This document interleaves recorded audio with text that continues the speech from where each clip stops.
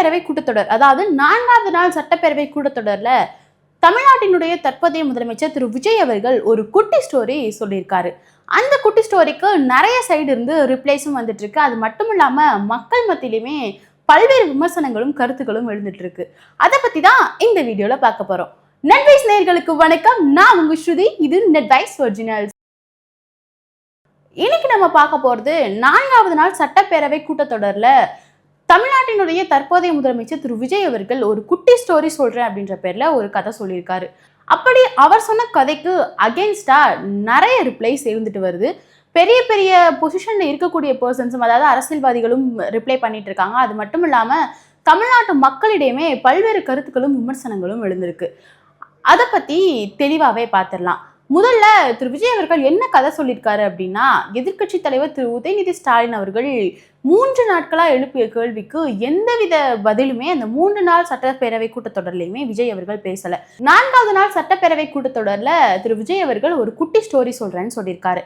அந்த ஸ்டோரி என்ன அப்படின்னு பார்த்தா, ஒரு வயசானவர் வெயில்ல கையை தன்னோட தலைக்கு மேல வச்சுக்கிட்டு இப்படியே வேடிக்கை பார்த்துட்டு இருந்ததாகவும், அதுக்கு பக்கத்துல இருந்த ஒரு சின்ன பையன் கேள்வி எழுப்பியிருக்கான், என்ன தாத்தா தேடுறீங்க அப்படின்னு. அதுக்கு அந்த பெரியவர் என்ன சொல்லியிருக்காராம், இல்ல தம்பி, உங்க அப்பா இங்க எங்கேயோ இருக்காருன்னு சொன்னாங்க, அதான் அவரை தேடிட்டு இருக்கேன், உங்க அப்பாவே காணோமே அப்படின்ற மாதிரி ஒரு ஸ்டோரியை திரு விஜய் அவர்கள் சொல்லி முடிச்சாரு.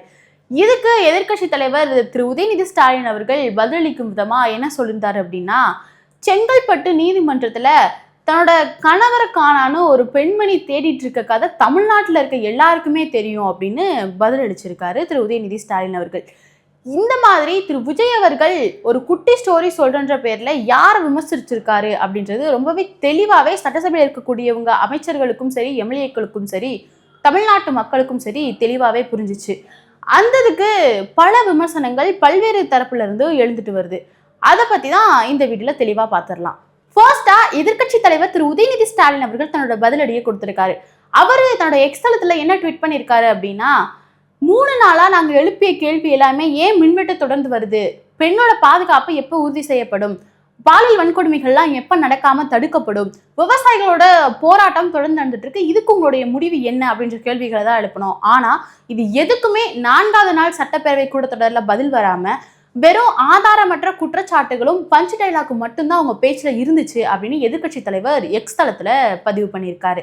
அது மட்டும் இல்லாம எதிர்கட்சியோட தூண்டுதல் பேர்ல தான் விவசாயிகள் போராட்டம் பண்றாங்க அப்படின்னு திரு விஜய் அவர்கள் பேசியதற்கு, இந்த மாதிரி பேசி விவசாயிகளை கொச்சைப்படுத்துறாரு திரு முதலமைச்சர் விஜய் அவர்கள் அப்படின்றதையுமே பதிவு பண்ணியிருக்காரு எதிர்கட்சி தலைவர் திரு உதயநிதி ஸ்டாலின் அவர்கள். இதை தொடர்ந்து அதிமுகவினுடைய முன்னாள் அமைச்சர் திரு ஜெயக்குமார் அவர்களும் முதல்வருடைய பேச்சுக்கு விமர்சனத்தை முன் வச்சிருக்காரு.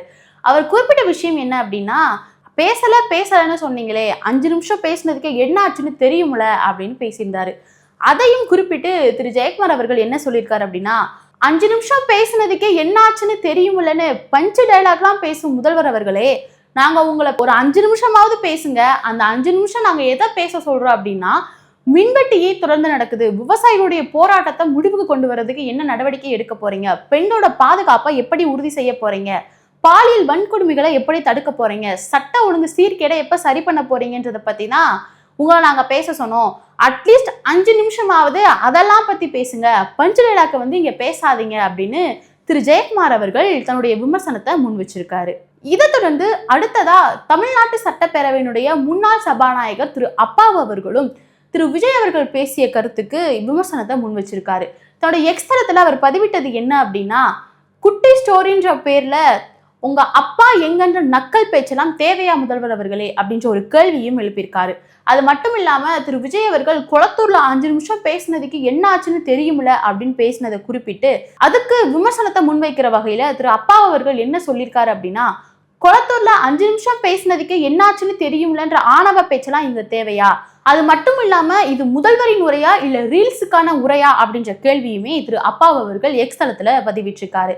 அது மட்டும் இல்லாம திரு விஜய் அவர்கள் கொடுத்த வாக்குறுதிகள் எல்லாமே பட்டியலிட்டு அதுக்கு கீழே இந்த வாக்குறுதிகள்லாம் எப்ப நிறைவேற்ற போடுறீங்க அப்படின்ற கேள்வியுமே எழுப்பியிருக்காரு.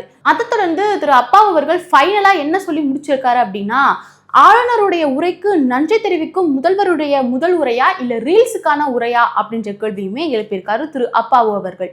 இதை தொடர்ந்து புதிய தமிழகம் கட்சியின் தலைவர் திரு கிருஷ்ணசாமி அவர்களும் ஒரு கருத்தை முன் வச்சிருக்காரு. அவர் என்ன சொல்லியிருக்காரு அப்படின்னா, சட்டப்பேரவை கூட்டத்தொடர் 4வது நாள்ல திரு விஜய் அவர்கள் பேசிய குற்றச்சாட்டுகள் எல்லாமே வெறும் புழுதி காற்றா மட்டும்தான் இருக்கு அப்படின்ற ஒரு கருத்தையுமே முன் வச்சிருக்காரு. அவர் குறிப்பிட்ட விஷயம் என்ன அப்படின்னா, தமிழ்நாட்டு அரசியல்ல விஜய் அவர்களுடைய பேச்சு ஒரு பெரிய சூறாவளியா மாறும்னு எதிர்பார்த்துட்டு இருந்த நேரத்துல அந்த குற்றச்சாட்டுகள் எல்லாமே வெறும் புழுதி காற்றா மட்டும்தான் மாறி இருக்கு அப்படின்னும், அது மட்டும் இல்லாம திரு விஜய் அவர்கள் சட்டப்பேரவையில ஒரு விஷயத்த குறிப்பிட்டிருக்காரு. ஒவ்வொரு டாஸ்மாக்லயுமே வருஷத்துக்கு கட்சி நிதி, அதாவது பார்ட்டி ஃபண்ட் அப்படின்ற பேர்ல 1000 கோடி ரூபாய் கொள்ளையடிக்கப்படுது அப்படின்ற ஒரு கருத்தை முன் வச்சிருக்காரு. அதை விமர்சிக்கும் வகையில திரு கிருஷ்ணசாமி அவர்கள் என்ன சொல்லியிருக்காரு அப்படின்னா, 1000 கோடி ரூபாய் கொள்ளையடிக்கப்படுதுன்னு முன் வச்ச நீங்க எந்த பார்ட்டி, எந்த கட்சி அதை கொள்ளையடிக்குது, யாரு கொள்ளையடிக்குதான்னு ஏன் எந்தவித பதிலையுமே முன்வைக்கல அப்படின்ற கேள்வியுமே எழுப்பியிருக்காரு. அதோட அவர் குறிப்பிட்ட விஷயம் என்ன அப்படின்னா, முதலமைச்சர் திரு விஜய் அவர்கள் பேசியது எல்லாமே சரியான அரசியல் கருத்துக்களோ இல்லை சரியான குற்றச்சாட்டுகளோ கிடையாது, அது எல்லாமே வெறும் ரீல்ஸ் கண்டென்ட்டுக்கு மட்டும்தான் யூஸ் ஆகும் அப்படின்ற ஒரு கருத்தையுமே முன் வச்சிருக்காரு திரு கிருஷ்ணசாமி அவர்கள். அது மட்டும் இல்லாம நேத்து சட்டப்பேரவை கூட்டத்தொடர்ல இருந்து எதிர்கட்சி தலைவர் திரு உதயநிதி ஸ்டாலின் அவர்களும் அவருடைய கட்சி எம்எல்ஏக்கள் எல்லாருமே வெளிநடப்பு செஞ்சுட்டாங்க. வெளிநடப்பு செஞ்ச பிறகு கடைசியா ஒரு செய்தியாளர், அதாவது பிரஸ் மீட்ல செய்தியாளர்கள் எழுப்பிய கேள்விக்கும் திரு உதயநிதி ஸ்டாலின் அவர்கள் பதிலளிச்சிருக்காரு. அதுல திரு உதயநிதி ஸ்டாலின் அவர்கள் என்ன சொல்லியிருக்காரு அப்படின்னா, இப்ப வரைக்கும் முதலமைச்சர் 3 நாட்களா பேசாம இருந்தாரு, இன்னைக்கு 4வது நாள் பேசிட்டாரு, பேசுறது ஒரு அரை மணி நேரம் பேசியிருப்பாரு. ஆனா இந்த 3 நாட்களா நாங்க என்னெல்லாம் கேள்வி எழுப்பணும், மின்வெட்டு பிரச்சனைகள், பாலியல் வன்கொடுமைகள், பெண்களுடைய பாதுகாப்பு, விவசாயிகளுடைய போராட்டம், சட்ட ஒழுங்கு மீறல், இது மட்டும்தான், இதை பத்தி தான் நாங்க கேள்வி கேட்டோம். ஆனா 3 நாள் அதுக்கு வாய முடிட்டு எதுவுமே பேசாம அரை மணி நேரம் பேசினாரு. ஆனா அந்த அரை மணி நேரத்துல நாங்க கேட்ட கேள்வி எதுக்குமே பதில் வரல, வெறும் ரீல்ஸ் கண்டென்ட்டை மட்டும்தான் பேசியிருக்காரு அப்படின்னு எதிர்கட்சி தலைவர் திரு உதயநிதி ஸ்டாலின் அவர்கள் ஒரு கருத்தை முன் வச்சிருக்காரு. அதே முக்கியமா ஒரு குறிப்பிட்ட விஷயம் என்னன்னா, இன்னைக்கு திரு விஜய் அவர்கள் அரை மணி நேரம் பேசியதுல கண்டிப்பா ஒரு 10 ரீல் கண்டென்ட்டாவது தேரும் அப்படின்றதையுமே விமர்சனம் பண்ணியிருக்காரு திரு உதயநிதி ஸ்டாலின் அவர்கள். இது மட்டும் இல்லாம மக்கள் மத்தியிலுமே பல்வேறு விமர்சனங்களும் கருத்துக்களும் எழுந்துட்டு வருது. டிவிகேனுடைய தொண்டர்களும் விஜய் அவர்களுடைய ரசிகர்களும் என்ன சொல்லிட்டு இருக்காங்க அப்படின்னா, எங்க அண்ணன் பயங்கரமா மாஸ் பண்ணிட்டாரு, பயங்கரமா பேசிட்டாரு, அவ்வளவுதான், எதிர்கட்சியெல்லாம் எதுவுமே இல்லை அப்படின்ற மாதிரியும் சில மக்கள் என்ன கருத்துக்களை முன் வச்சுட்டு வராங்க அப்படின்னா, கேட்ட கேள்விகளுக்கு ஏன் விஜய் அவர்கள் பதிலளிக்கவே இல்லை, மக்களோட பிரச்சனையை பத்தி எதிர்கட்சிகள் கேட்ட கேள்விக்கு அவர் அதுக்கு எதுவுமே பதில் பேசாம மறுபடியும் திமுகவை குற்றம் சாட்டிட்டும் சம்பந்தமே இல்லாம குட்டி ஸ்டோரி சொல்லிட்டு தான் இருக்காரு, எப்பதான் அவர் முதல்வர் உரையா பேச போறாரு அப்படின்ற ஒரு கருத்தையுமே சில பொதுமக்கள் முன் வச்சுட்டு வராங்க. இப்போ நீங்க சொல்லுங்க, இதை பத்திய உங்களுடைய கருத்துக்கள் என்ன?